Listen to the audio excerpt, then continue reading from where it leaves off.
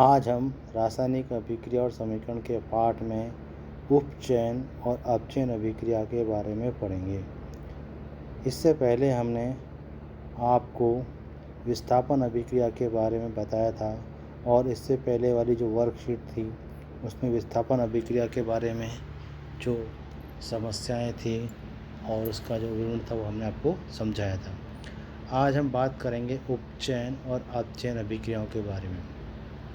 उपचयन अभिक्रिया को ऑक्सीकरण अभिक्रिया या ऑक्सीडेशन भी कहते हैं, जबकि अपचयन अभिक्रिया को रिडक्शन अभिक्रिया भी कहते हैं। ये दोनों ही अभिक्रियाएं हमारे दैनिक जीवन में महत्वपूर्ण भूमिका निभाती हैं।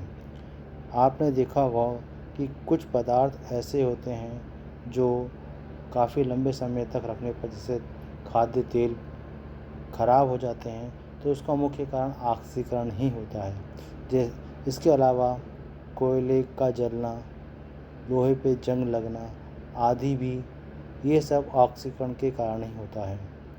अतः हम ऑक्सीकरण और अपचयन अभिक्रिया को यहाँ समझने का प्रयास करेंगे कि वास्तव में ऑक्सीकरण अभिक्रिया अर्थात उपचयन अभिक्रिया क्या है और अपचयन अभिक्रिया क्या है।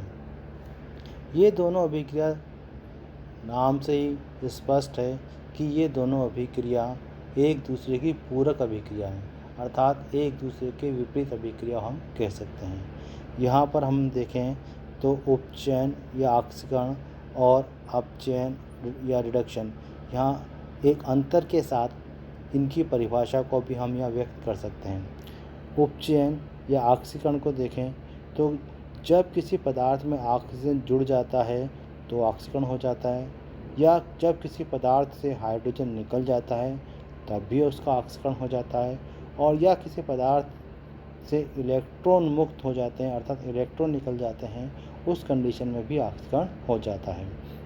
अर्थात हम ये कह सकते हैं जब किसी पदार्थ में ऑक्सीजन या ऑक्सीजन जैसा पदार्थ जुड़ता है तो भी ऑक्सीकरण होता है, या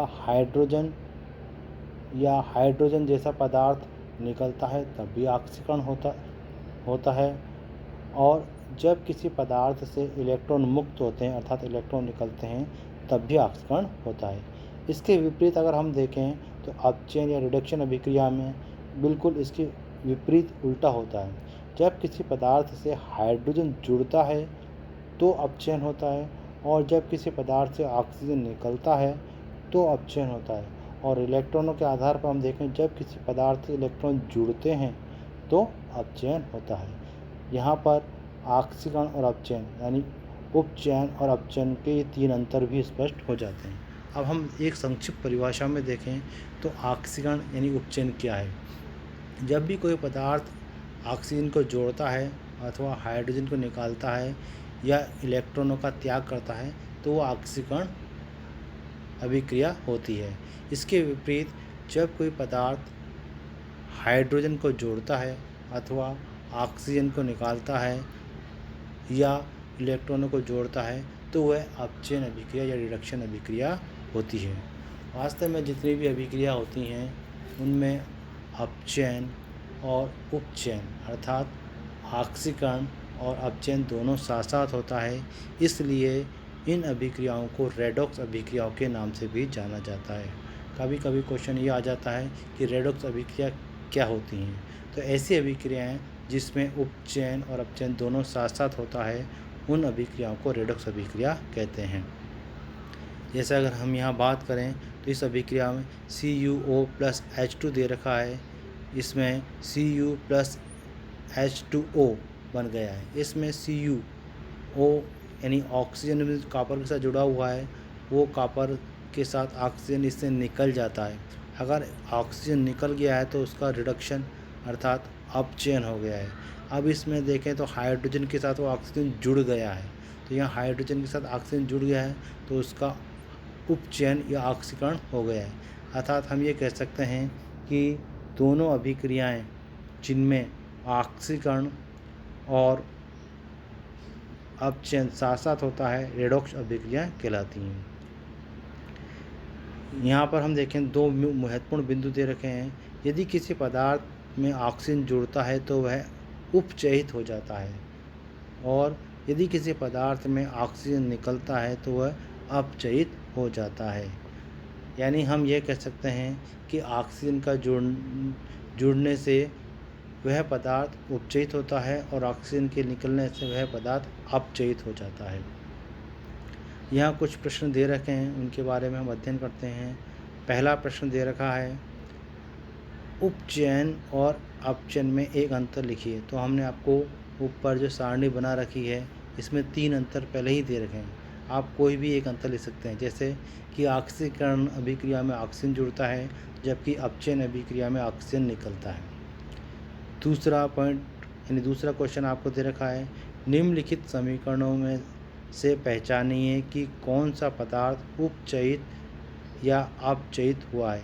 पहली अभिक्रिया को देखें तो इसमें कार्बन प्लस ऑक्सीजन मिलकर कार्बन डाइऑक्साइड बना रहे हैं, इसमें ऑक्सीजन जुड़ रहा है। हमने ऊपर पढ़ा था कि जब किसी पदार्थ में ऑक्सीजन जुड़ता है तो वह उपचयित हो जाता है, यानी यहाँ कार्बन के साथ ऑक्सीजन जुड़ रहा है इसलिए कार्बन उपचयित हो गया है, यानी पहली समीकरण में कार्बन उपचयित हो रहा है।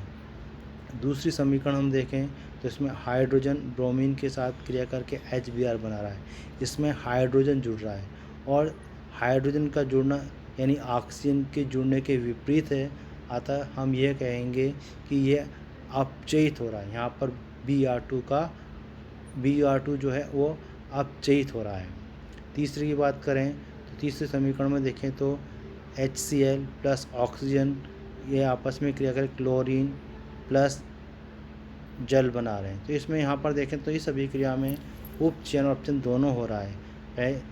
HCl की अगर हम बात करें तो इसमें से हाइड्रोजन निकल रहा है।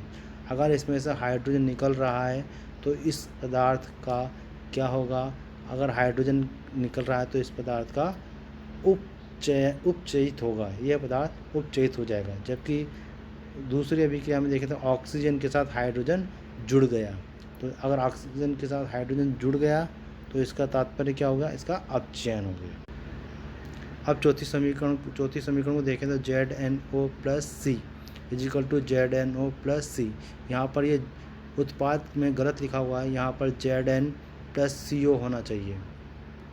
इस अभिक्रिया में जब ZnO plus C is equal to Zn plus CO बनेगा तो Zn जिंक ऑक्साइड से ऑक्सीजन निकलेगा तो वह अपचयित हो जाएगा और कार्बन के साथ वो ऑक्सीजन जुड़ेगा तो वह उपचयित हो जाएगा। इस प्रकार हमने देखा कि यहाँ चारों अभिक्रियाओं में कौन सा पदार्थ उपचयित हो रहा है और कौन सा पदार्थ अपचयित हो रहा है। चौथी समीकरण को आप सही कर लेंगे, यहाँ ध्यान से ZnO plus C is equal to Zn plus CO आएगा। तीसरा क्वेश्चन है, नीना ने देखा उसकी चांदी की पायल कुछ दिनों में काली पड़ गई। इस क्रिया में चांदी का उपचयन हुआ है या अपचयन। अगर हम यहाँ देखें तो चांदी के साथ जब अभिक्रिया होती है तो वातावरण में मुख्य रूप से वायु पाई जाती है, यानी वायु में ऑक्सीजन होती है। जो ऑक्सीजन चांदी से क्रिया करती है तो ऑक्साइड बनाती है, परंतु यह ऑक्साइड